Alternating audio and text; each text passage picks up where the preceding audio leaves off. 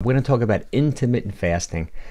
I'm going to map out like a 2-week program, like schedule you can follow, maybe even a 4-week schedule, because I think you can probably repeat this process twice. First I'll go into what intermittent fasting is if you're a beginner, because I know I titled this thing Intermittent Fasting for Beginners. Thanks, Brent. I'm glad. I know you're going to do well, Brent.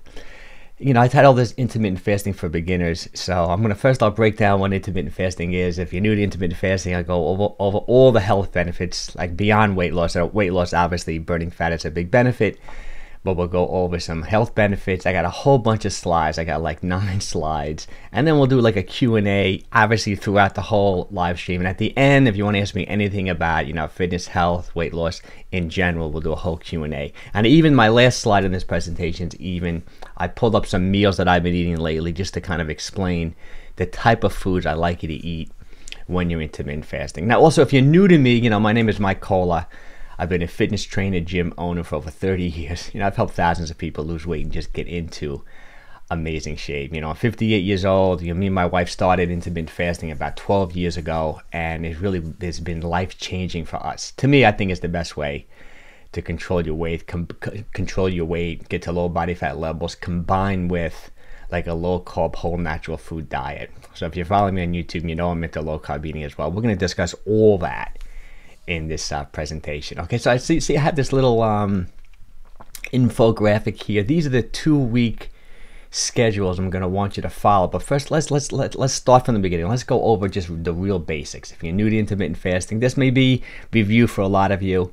But what is intermittent fasting? Really simply, it's just an eating pattern where you're cycling between periods of eating and not eating. That's like the term breakfast, like break fast. When you go to sleep at night, as long as you don't wake up and eat something in the middle of the night, and I know a lot of people do that, but if you don't, when you wake up in the morning and you have your first meal, breakfast, break fast, you're breaking your fast.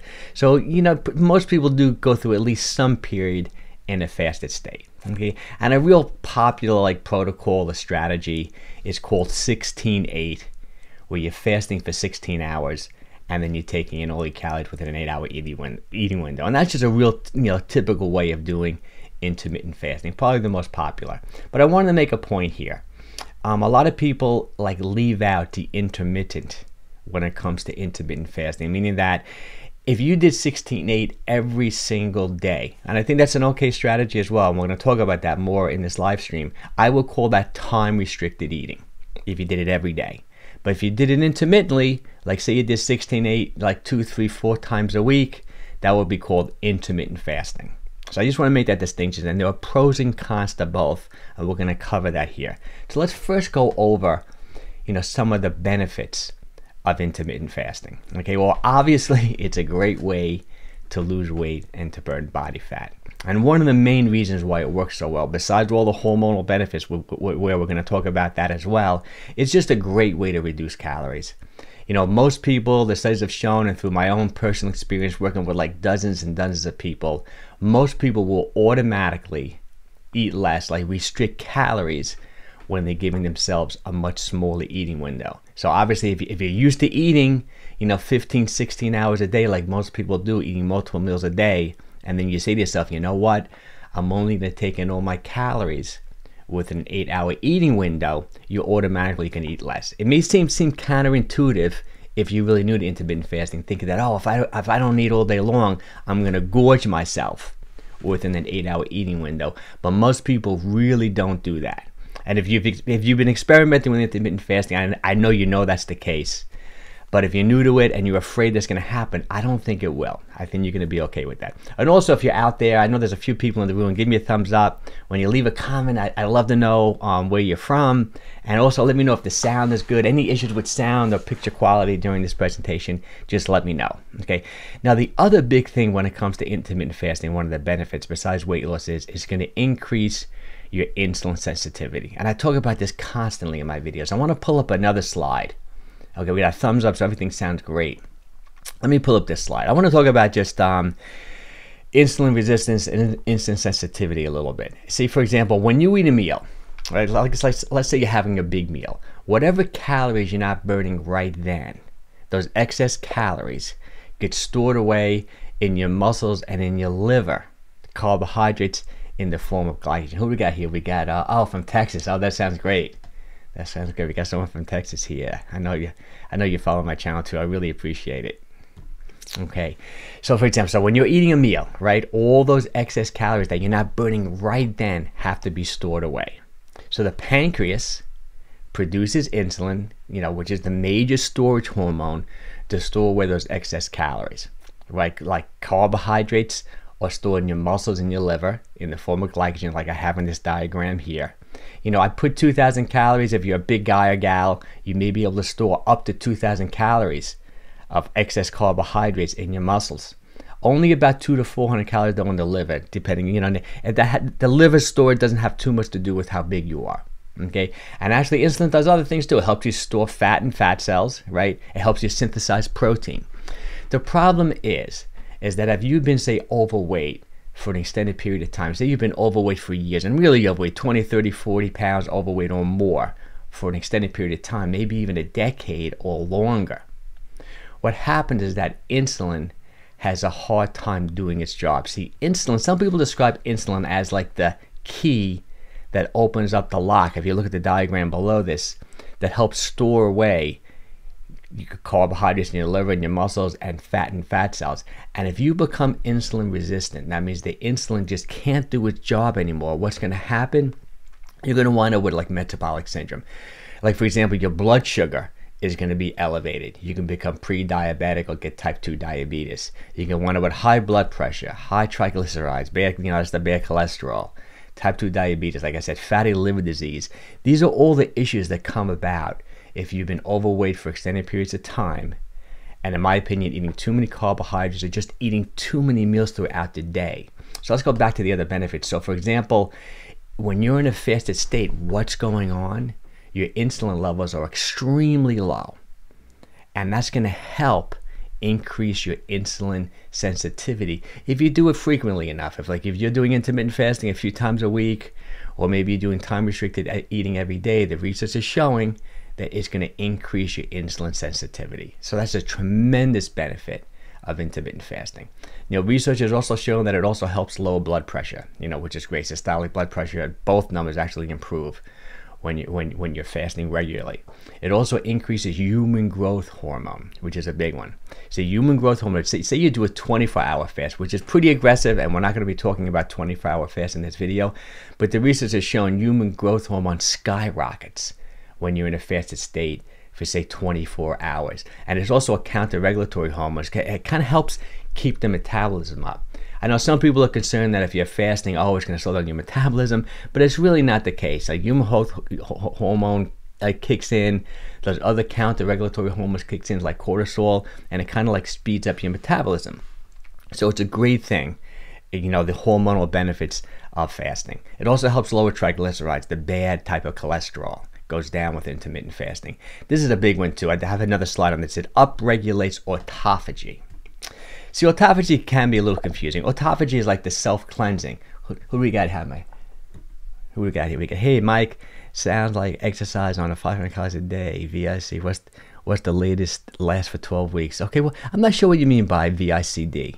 Hey, Mike, should I exercise on a 500? Oh, no, can you exercise like on a low-calorie day? I think you can. I think you definitely can, but I would do more, like, for example, I do my, my fasted cardio. On my easy cardio days, I always do it fasted. I take my long tour walks in a fasted state. Even when I do high intensity, like a HIIT type cardio training, I'll do that on a very low calorie day or in a fasted state. But when it comes to doing my resistance training, we're going to talk about that in this live stream. I like to cycle my calories. So if I'm doing a heavy resistance training workout that particular day, I'll probably do it on a full calorie day. But we're going to talk about that more. Thanks, Jade. Okay, so let's talk about autophagy. So autophagy is pretty much when the body like recycles or like cleans up damaged and weak organelles. Like weak and damaged mitochondria gets recycled within the body. A lot of people who are into longevity, I know these biohackers are always talking about autophagy. And that actually gets upregulated when you're in a fasted state. And it's kind of hard to say exactly when it's upregulated the most. Most experts feel that the longer you stay into a fast, the more upregulation of autophagy you get. So if you're fasting 16 hours, it's probably kicking in a little bit, 18 hours a little bit more. And then when you get really deep into a fast, like maybe 24, 36 hours, it really gets upregulated. And then you reach a point of diminishing returns. But it's a hard thing to measure yourself at home to measure, but it's really an incredible thing. That's some people just fast, not even for the weight loss, not even for the hormonal benefits. They just fast for autophagy. So just keep that in mind. Another tremendous benefit. Also, research has shown that it helps reduce your cancer risk. There was another great study. There were women who unfortunately had breast cancer, and then they fasted in the evenings. You know, once they were in remission, they were fasted in the evenings just for 14 hours. And this research study showed that the reoccurrence of breast cancer for women who fasted for just 14 hours was dramatically less than other women. So there is some reasonably good research out there saying that intermittent fasting is also good to reduce your cancer risk. Plus, it also reduces inflammation. No question about it. All those inflammatory markers go down, or a lot of them go down, when you're fasting regularly. So another tremendous benefit. Okay, so let's go over the 5 different types of intermittent fasting we're going to be using in this like 2-week program. And I think it could even be a 4-week program. So we talked about this a little bit already. The most common one, and we're going to be using that, is called 16-8. Fast for 16 hours, taking all your calories with an 8-hour eating window. So let's see, Gene's got another question here. Gene wants to lose 60 pounds by Labor Day, and I'm struggling to choose between a protein-sparing modified fast and a pure water fast. What's your opinion on that? You know, Gene, I think you can do a combination of both. I think I'm into keeping your protein levels up, and you'll see from this presentation, I think the key to fasting and intermittent fasting is to really, you have to cycle your calories. You know, you can run into trouble if you take things too extreme. If you want to do a water fast in 24 hours, maybe 48 hours, I think it's okay. But you really want to cycle. You don't want the metabolic adaptation to get carried away, and you don't want any like, in my opinion, like nutrient deficiencies. You'll see when I go through this whole thing. I think you'll find it really helpful. Okay, so 16-8, the basic one, then 18-6, right? When we're doing that as well, where you're fasting for a couple of more hours, you're burning a little bit more fat. I'm going to explain that in more detail. Then we're going to be doing a more aggressive type of fast where you're fasting for 20 hours. And then taking in all your calories within just a 4-hour eating window. And then we're going to be doing a little bit of OMAD. You're going to be fasting for 23 hours, only eating 1 meal a day within a 1-hour eating window. And then I'll also put in 2MAD. And this can be done, 2MAD means you only eat 2 meals a day. And you could do 2MAD with like a 16-8. You could do 2MAD with an 18-6 or 24. But I'm going to map this all out. And the whole concept behind this, it has to do with the next slide. And I find that most people who are talking about intermittent fasting and time-restricted eating don't really talk about changing their strategy. Like most people settle in, like I do 16-8 every day, or maybe I do 18-6 every day. But the problem with that, one of the main problems, I think, Gene, you'll find this helpful, is metabolic adaptation. And I talk about this in a lot of my videos too. Metabolic adaptation means that when you restrict calories, let's say you lost 10 pounds and you're smaller, your metabolism, no matter what, to some degree, is going to slow down because you just think you're smaller, right? You need less calories to survive, you know, which is really a good thing, metabolic adaptation. But what happens is when you restrict calories for too long and too aggressively, let's say you're doing 18-6 every single day for 2 months, and you've been like in an aggressive calorie deficit, you can over-exaggerate the slowdown in your metabolism, which is not, even with those counter-regulatory hormones kicking in, you still can over-exaggerate the slowdown in your metabolism. So the key, in my opinion, for long-term weight loss and for health in general, and based like Gene was talking about his exercise program, it's really important to cycle your calories. See, I come from a little bit of a bodybuilding background, and all physique athletes, that we always cycled our calories. We'd restrict calories and then we'd have a cheat day, or we would, you know, restrict calories for 4 weeks, then we would take a cheat week and go up and up our calories. It's really important to cycle your calories. That's why I find that by changing your intermittent fasting schedule, like for example, when you're doing 16-8 and you're giving yourself an 8-hour eating window, you're going to be eating more than when you're doing, say, a 20-hour fast and only giving yourself a 4-hour eating window. So without necessarily counting calories, you're going to be automatically cycling calories, minimizing the slowdown in your metabolism by just eating more food one day and less food the next. So I think it's great. And this is the other big thing that I talked about before. Let's see. Oh, Brett's got a question here. I fasted 18/6 every day for 3 years, lost 40 pounds. Whoa, that's great, Brent. I'm so happy about that. Then my body adjusted and put it all back. Well, I mean, that could happen. That's probably what happened. You probably fell into that classic set point theory of weight loss, meaning that once you lose weight by restricting calories, your body will do anything it can, slow your metabolism, hormonally change, release hormones that make you more hungry to get you back up to your set point weight. But it's interesting, Dr. Jason Fung in the Obesity Code, which is one of my favorite books, talked about this all the time. How do you reset your set point? And he feels that through fasting properly, you're going to, by keeping insulin levels low, by increasing your insulin sensitivity, by reversing insulin resistance and maybe pre-diabetes, you can actually reset your set point and really maintain the weight loss. But in your case, Brent, what I probably would have done with you is I would have probably cycled your calories like I'm talking about here. Instead of doing 18/6 every single day for 3 years, I probably would have rather you mixing it up, taking some diet breaks, upping your calories, reducing your calories, and hopefully you would have been able to keep the weight off. But don't give up. Get back into it. Wait till this COVID thing is out of your system. Don't do it now. Now eat, get yourself healthy, and then maybe start a program like I'm talking about right here. Yeah, Gene. I like Dr. 𝙒𝘖𝙏𝙏. I love that book, The Longevity Diet. I read it a couple times. What did he say? He advocates 12 to have intermittent fasting schedules cause a probably long-term 18/6 causes. It's interesting. I did a video about that. Dr. 𝙒𝙏𝙏 talked about. He felt that when you consistently fast, like Gene's talking about, for say 16 hours, and you do it every single day, he thinks it can possibly lead to like gallstones because you're not activating, the bile within your gallbladder. He thinks that you can possibly get gallbladder issues. Other people don't feel that way though. Like Dr. Jason Fung doesn't feel that way. Dr. Stephen Gundry doesn't feel that way. A lot of Dr. Eric Berg, a lot of people don't feel that. But I did do a whole video on it, on the possibility of getting gallstones from like doing intermittent fasting too long. But that's another thing why I like what I'm talking about. By varying your strategy and taking diet breaks, it really eliminates a lot of the issues and concerns that people have, because you're not going to wind up with nutritional deficiencies. My general rule is, you'll see every 4 weeks or so, 6 weeks, I take a diet break and I eat normally for 4 or 5 days.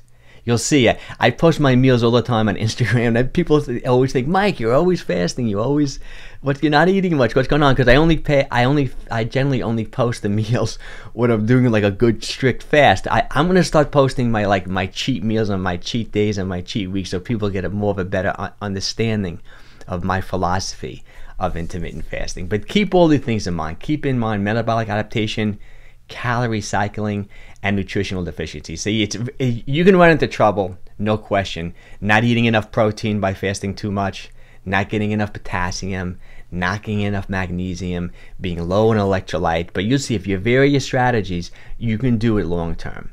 Okay, let's go. And this is another question I get asked like all the time. Okay, like what can you, that's why I put this slide in there, like what can you eat and drink during your fasted window? And actually, there's a couple of cool terms. Some people call this clean fasting compared to dirty fasting. So clean fasting just means like you're doing it as clean as possible. You're pretty much taking in liquids that have just about 0 calories. Like right now I'm drinking green tea. That would be an example of like a clean fast. Maybe there's less than 1 calorie in a cup of green tea. Black coffee, that's clean fasting. Mineral water.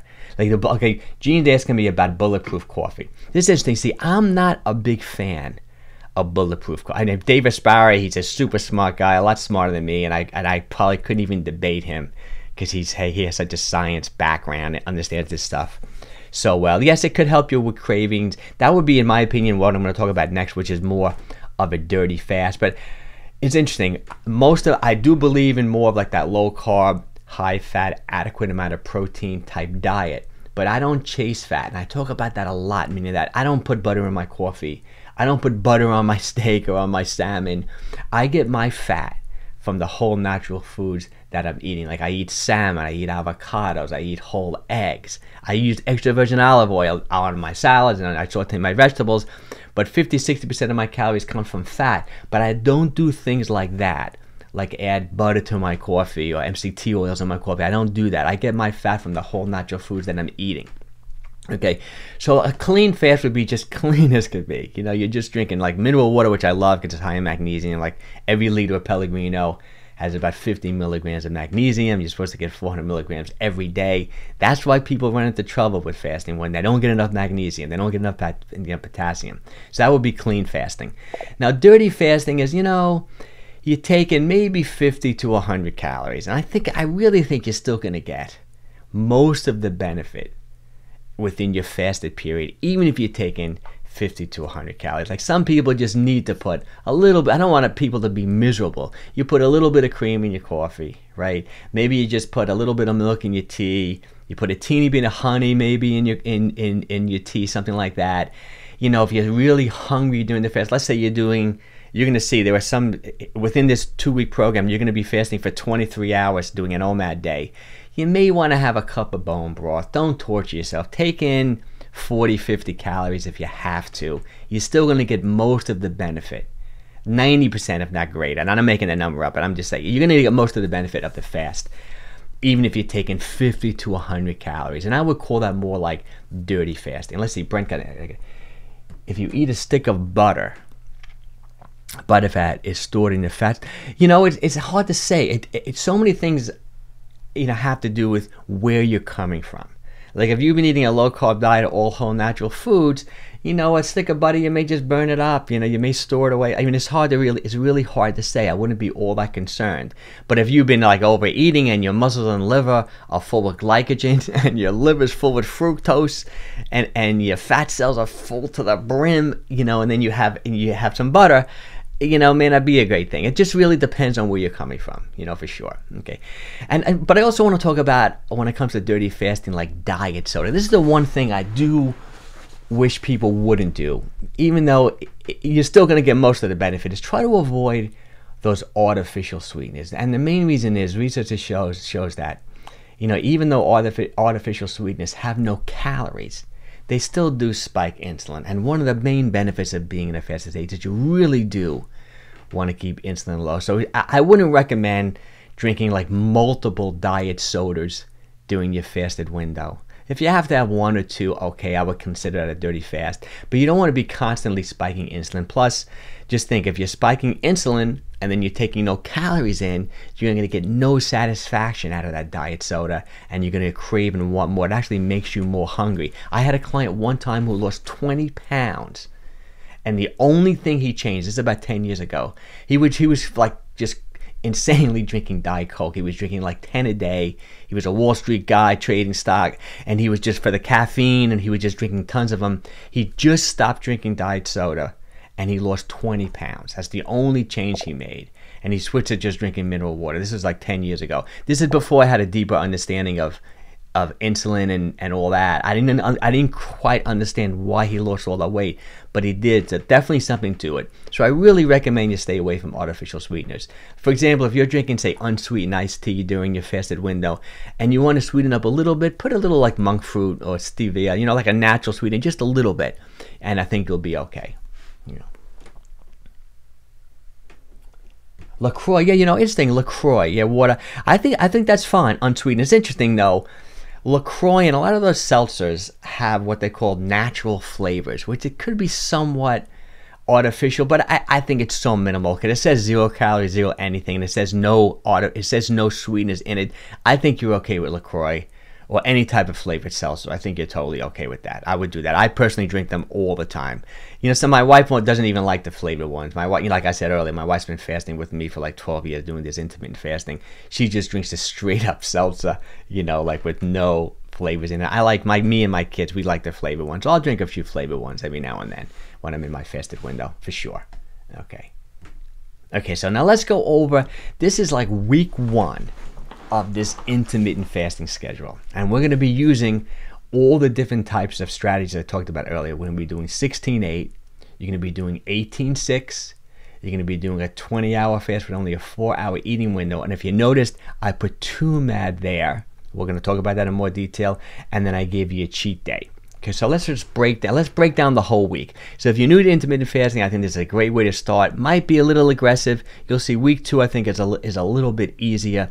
But if you've been fasting, this is a great way to start cycling your calories, to make sure that you're eating more food some days, less food other days. So maybe at the end of the month or the end of the week, you'll be in a calorie deficit, but you've been, boosting your metabolism on the days you're eating a little bit more, which is great.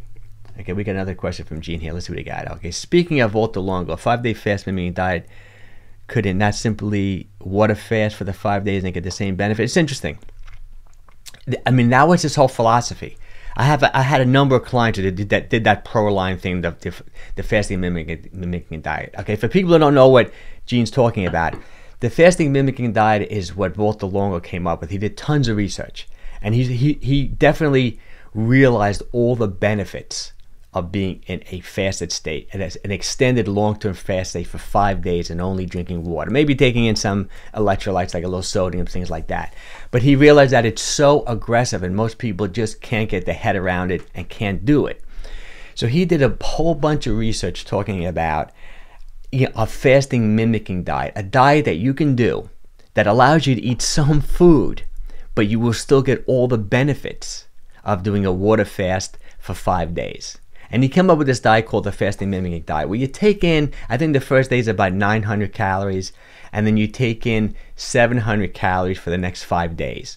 And he has this thing where you can mail away with a Gene saying, like, for $300, he sends you all the food. And it's somewhat of a vegetarian-based, relatively low protein. Too low protein for me. I like more of a higher protein diet. And he sends you'll get all the benefits of doing a 5-day fast, like that autophagy, right? Like low insulin levels, like reductions in blood pressure, like reductions in inflammatory markers. And he says, people who are pre-diabetic, people who have autoimmune, people who have issues, which they do this, say, once a quarter. And you get dramatic improvements in health, but it's much more manageable if you take in some calories for 5 days. And I've had a couple of clients do it. I never do it. I should just do it as an experiment because it would be interesting. I've had a few clients do it and they really liked it, and they say it's much more manageable than doing a 5-day water fast.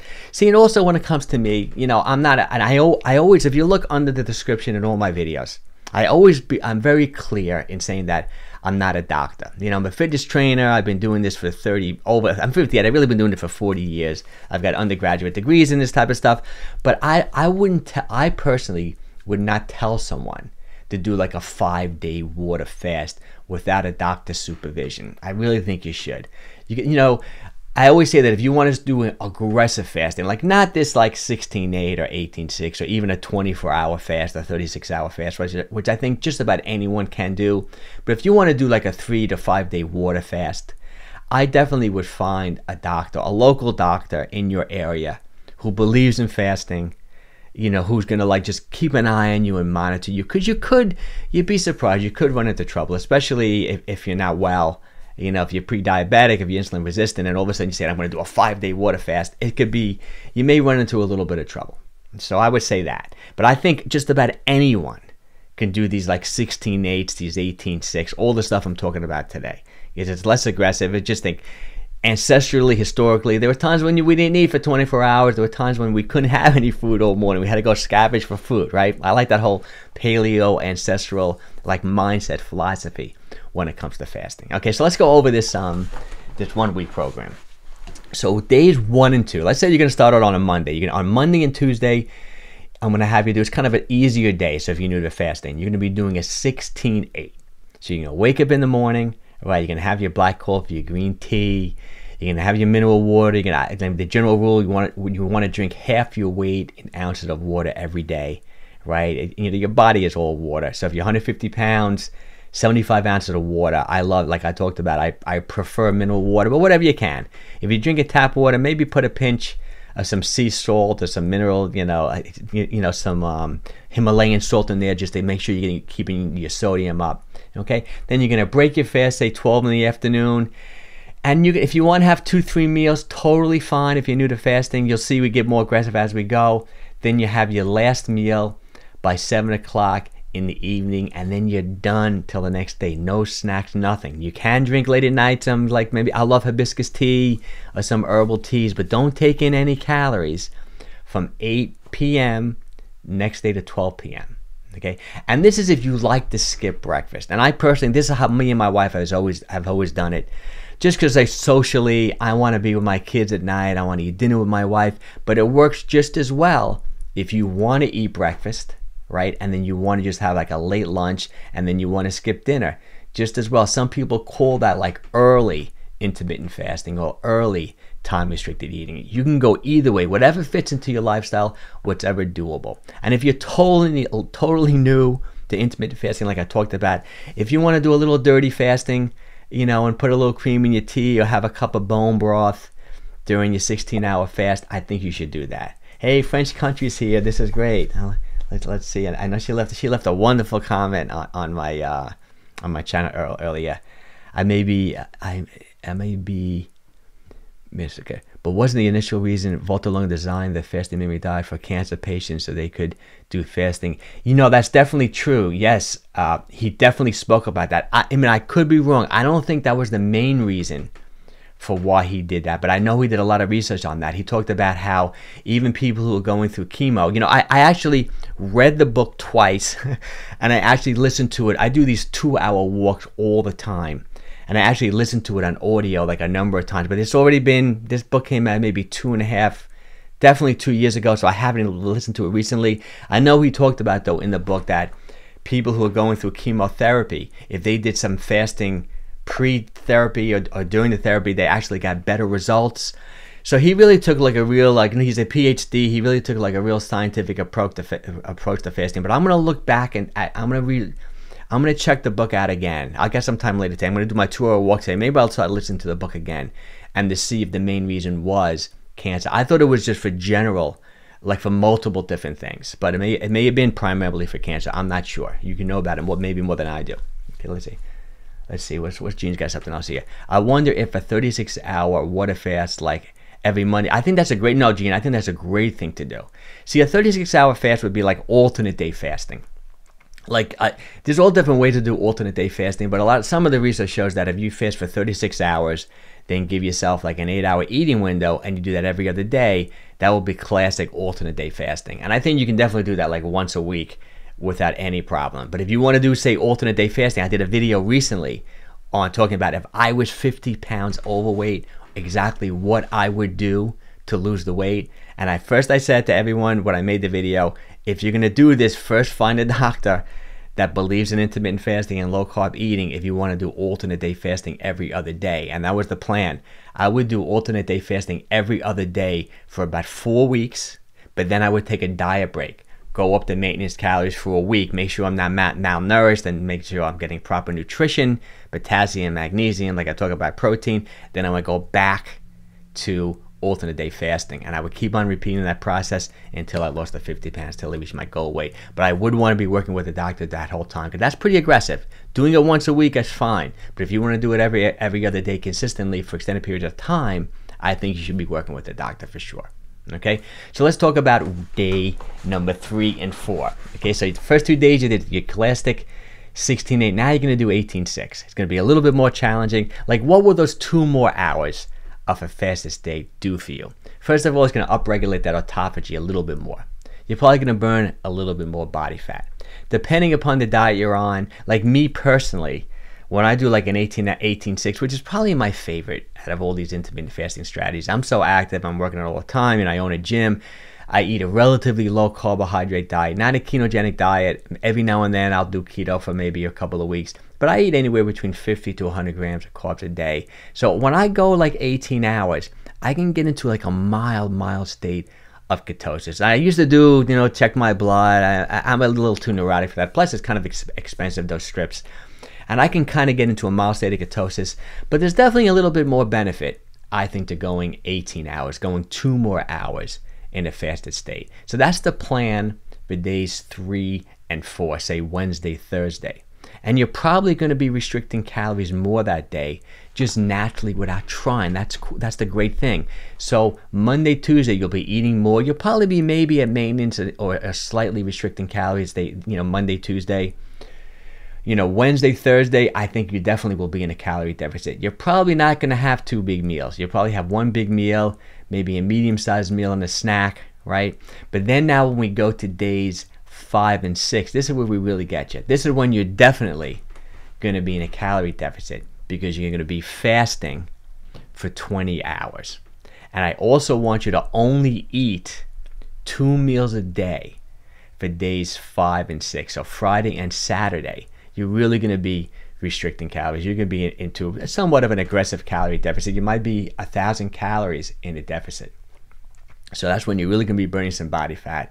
You're going to be emptying out, the stored carbohydrate in your muscle and your liver. I think a lot of people, if you've been following this strategy all week, you might be in a mild state of ketosis those last few hours. You're upregulating autophagy. And I would probably have you more eating, say, 1/2 meal, a small meal. You'll see when I get to the end of this presentation, I'm going to show you my exact meals. I always take a small meal that has protein and then 1 nice sized meal for dinner, a nice piece of protein with 2 different colored vegetables. So I would say you've been pretty much in a calorie restricted state all week.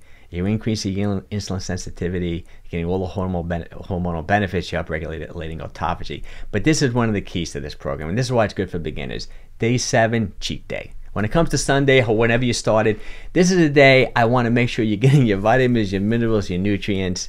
I want you to up your calories, boost up your metabolism, take a cheat day. It's interesting. Who posts his cheat days online all the time is The Rock. Dwayne Johnson, the big muscle guy, probably the most famous actor in Hollywood right now. He's always posting his cheat days and they're insane, the amount of food he eats.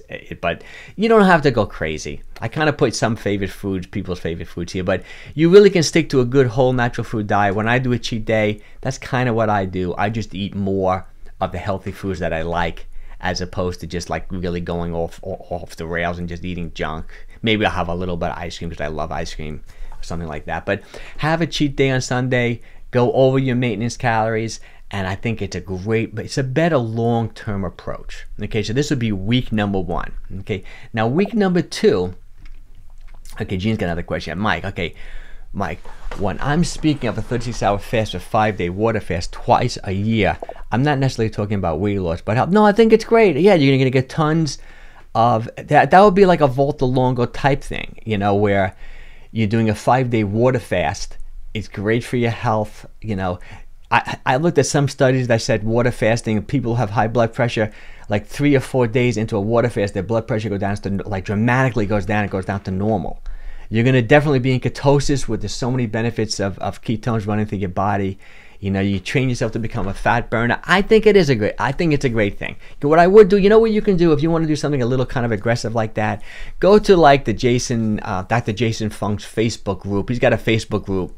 There are people doing things like that all the time there, and he kind of oversees the group. There's a lot of doctors in there, and it's good to have a little feel like say you're 3 days into the fast, you're feeling a little weird. You can make a comment in the group. Someone will get back to you, a doctor will get back to you within that group and say, Gene, why don't you do this? Why don't you make sure you're upping your sodium? Why don't you drink a little bone broth today or something like that? But I think that's great. Let's see what you do. Okay. I don't even like using the word cheat. No, I agree. I hear you with that, because it's not really cheating it. I totally agree. I think that's a great point.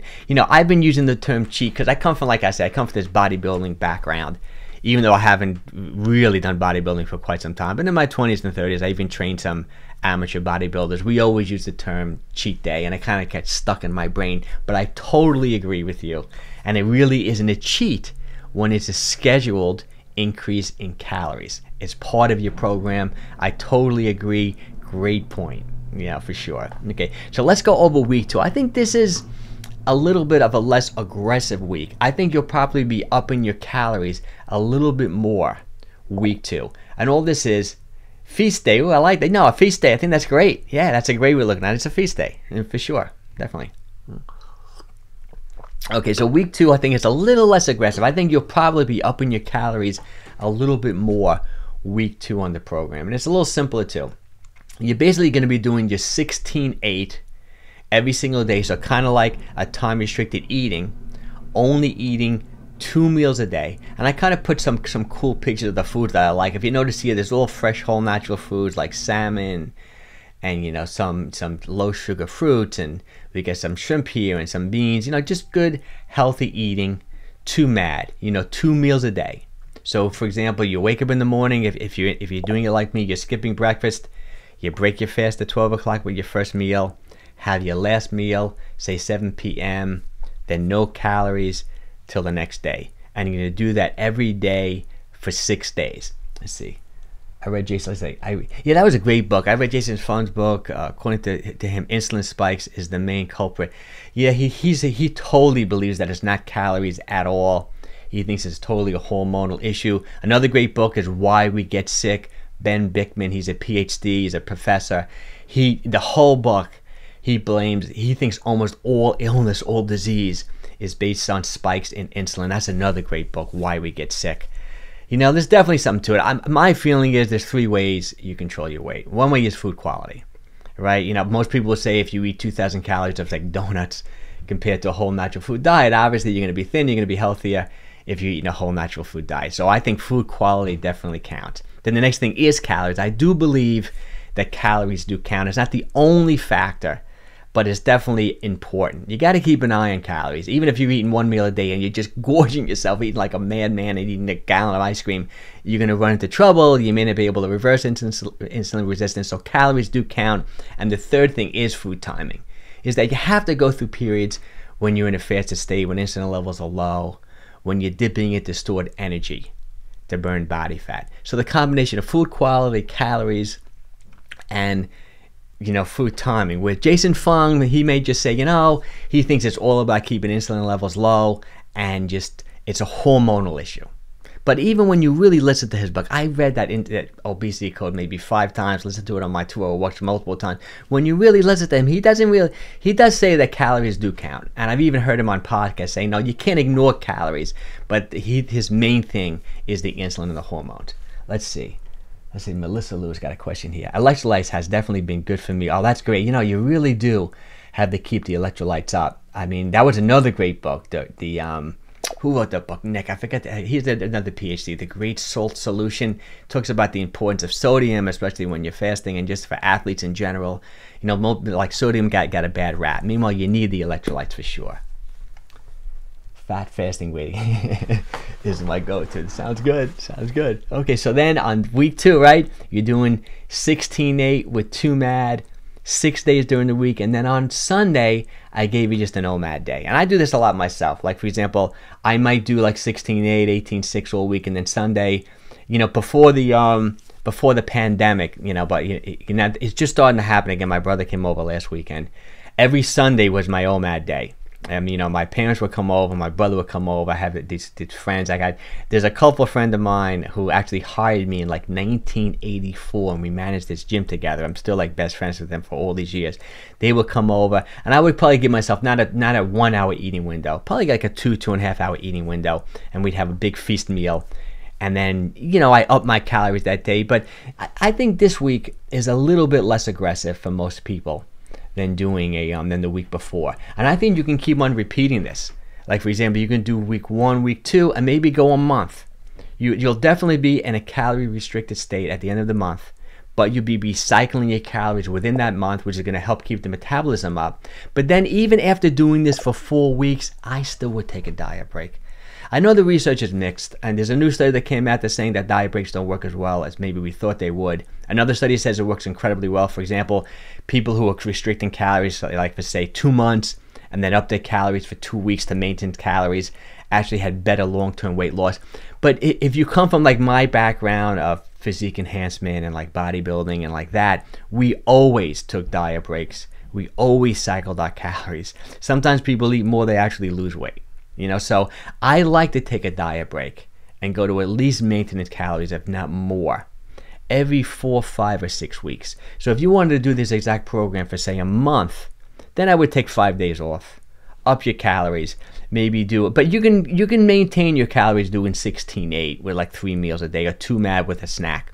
You can easily do that for a week, and then maybe go back into like a calorie restricted state and follow this again until you reach your goal weight, right? Let's see. Yes, calories do matter. I definitely agree. Yes, I totally agree. Calories matter. Let's see what we got here, Gene. There's a civil war in weight loss between plant-based diets. I know, keto community. I know. See, you know, it's funny. My brother's a vegetarian. My best friend, who I just mentioned, who hired me, he's a vegetarian. You know, I definitely like animal protein. I like the creatine in animal protein. I like. I don't eat too much red meat. I love chili. You know, every now and then I'll have some chili. My wife makes this incredible chili with bison and lamb and you know, grass-fed meat. But most, I lean towards pescatarian. You're going to see in my next slide how I kind of eat. I definitely lean towards pescatarian. Most of my protein comes from fish.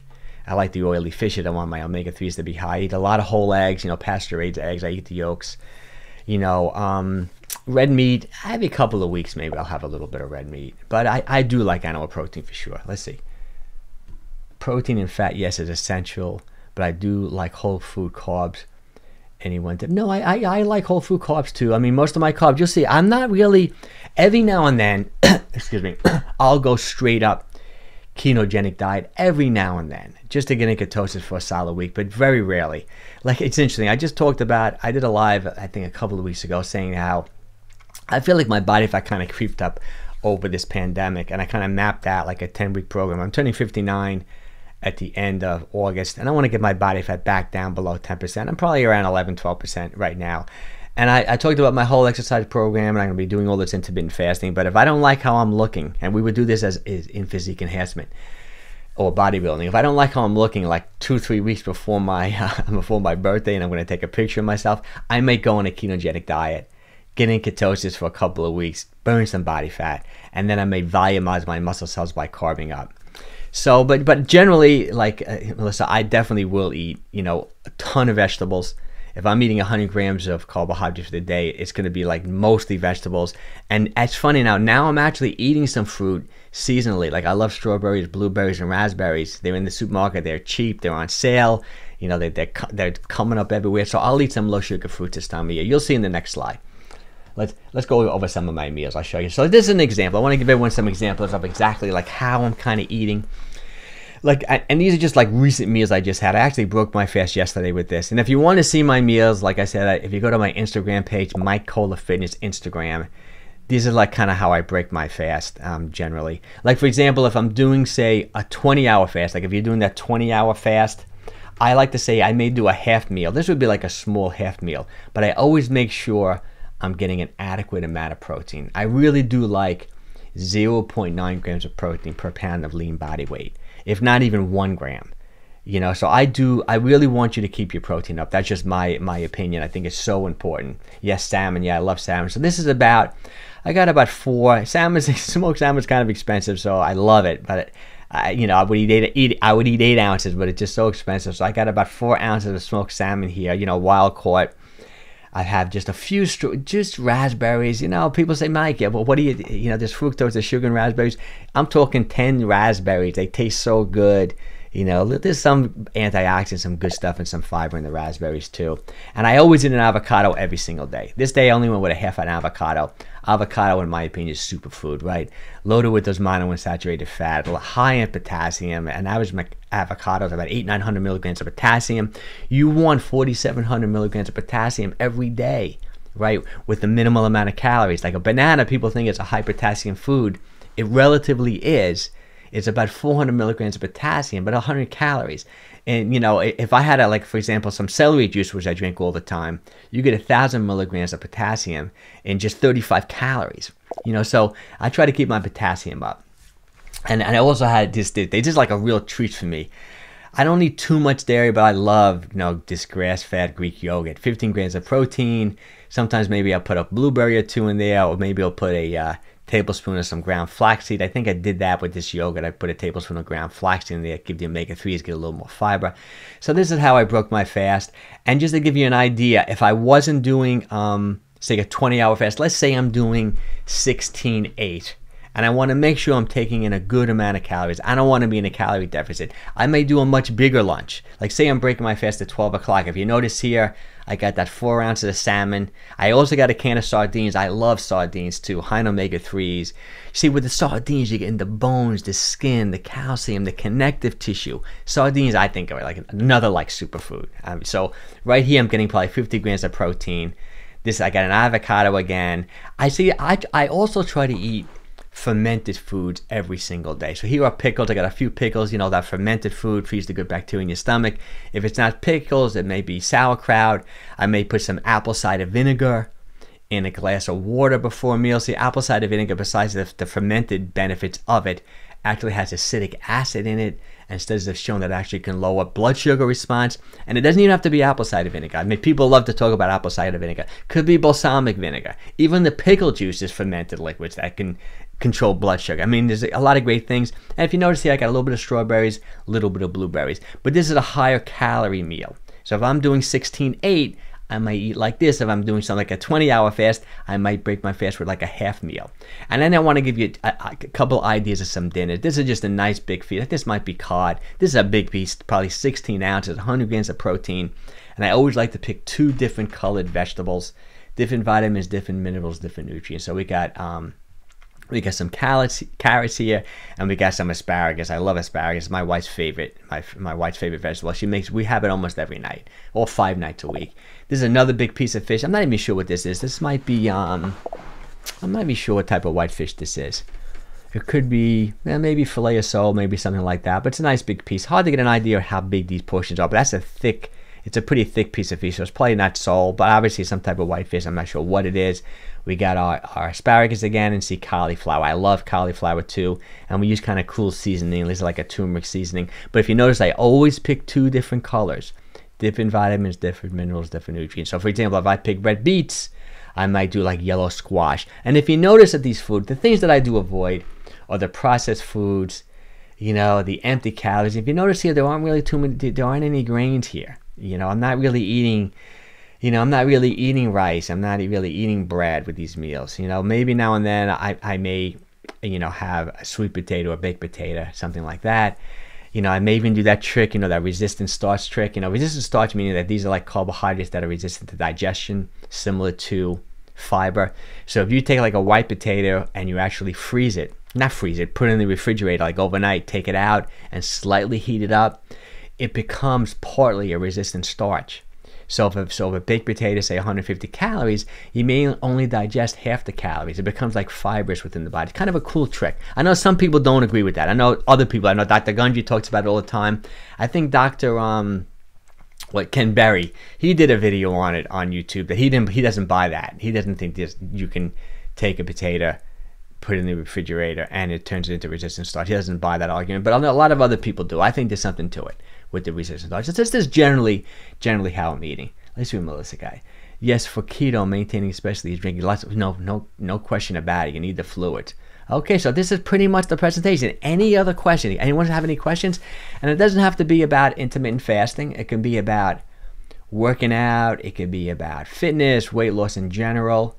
You know, I think how long we've been going here? We've been going 54 minutes. I wanted to go like an hour, so let's spend another 5 minutes. Any questions from anyone?